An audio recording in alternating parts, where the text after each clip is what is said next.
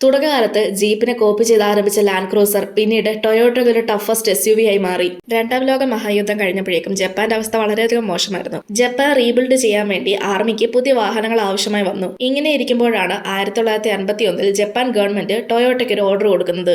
ആ ഓർഡർ ആയിരുന്നു കൊറിയൻ വാർ നടക്കുന്നതുകൊണ്ട് നമ്മുടെ മിലിറ്ററിക്ക് വേണ്ടി നല്ലൊരു സ്ട്രോങ് ജീപ്പ് വേണം. ഇതിനെ തുടർന്ന് ടൊയോട്ട എഞ്ചിനീയേഴ്സ് ഉടൻ തന്നെ ഡിസൈൻ സ്റ്റാർട്ട് ചെയ്തു തുടങ്ങി. 1951 അവർ ആദ്യ പ്രോട്ടോടൈപ്പ് തയ്യാറാക്കി. ടൊയോട്ട ജീപ്പ് BJ എന്ന അതിന്റെ പേര്. 3.4 ലിറ്റർ B സീരീസ് എഞ്ചിനായിരുന്നു ഇതിൽ വരുന്നത്. ഈ എഞ്ചിൻ 82 ഹോഴ്സ് പവർ നൽകുമായിരുന്നു. B എന്നത് എഞ്ചിനെ കുറിച്ച് പറയുന്നു, J ജീപ്പിനെ കുറിച്ചും. പക്ഷെ പ്രശ്നം വന്നത് അമേരിക്കയിലുള്ള ജീപ്പിന്റെ കാര്യത്തിലായിരുന്നു. ഒറിജിനൽ ജീപ്പ് ഉണ്ടാക്കിയത് അമേരിക്കൻ കമ്പനിയാണ്. ടൊയോട്ട നിർമ്മിച്ചതും ജീപ്പ് എന്ന പേരിലായിരുന്നു. അപ്പോൾ അമേരിക്കയിലുള്ള ജീപ്പും ഈ ജീപ്പും തമ്മിൽ ഒരു കോപ്പിറൈറ്റ് പ്രശ്നങ്ങളാണ് ഉണ്ടായത്. അക്കാരണം കൊണ്ട് ടൊയോട്ട ജീപ്പ് എന്ന പേര് മാറ്റാൻ തീരുമാനിച്ചു. അങ്ങനെ 1954 അവർ കാറിന്റെ പേര് മാറ്റി പുതിയ പേര് നൽകി. അതായിരുന്നു ലാൻഡ് ക്രൂസർ. ലാൻഡ് ക്രൂസർ മരുഭൂമിയിലും മലകളിലും ഒക്കെ പെട്ടെന്ന് ഉപയോഗിക്കാൻ പറ്റുന്ന ഒരു വാഹനമായിരുന്നു. 3.4 ലിറ്റർ B സീരീസ് എഞ്ചിൻ കാരണം കാറും റിലയബിൾ ആയിരുന്നു. തുടക്കകാലത്ത് ജീപ്പിനെ കോപ്പി ചെയ്ത് ആരംഭിച്ച ഈ കാറ് പിന്നീട് ടൊയോട്ടയുടെ ടഫസ്റ്റ് SUV ആയി മാറി. ഇന്ന് വർഷങ്ങൾ കഴിഞ്ഞു. ലാൻഡ് ക്രൂസർ എന്നത് ടൊയോട്ടയുടെ ഏറ്റവും ഐക്കോണിക് മോഡലുകളിൽ ഒന്നായി മാറി. നിങ്ങൾക്ക് ടൊയോട്ട കാറുകളിൽ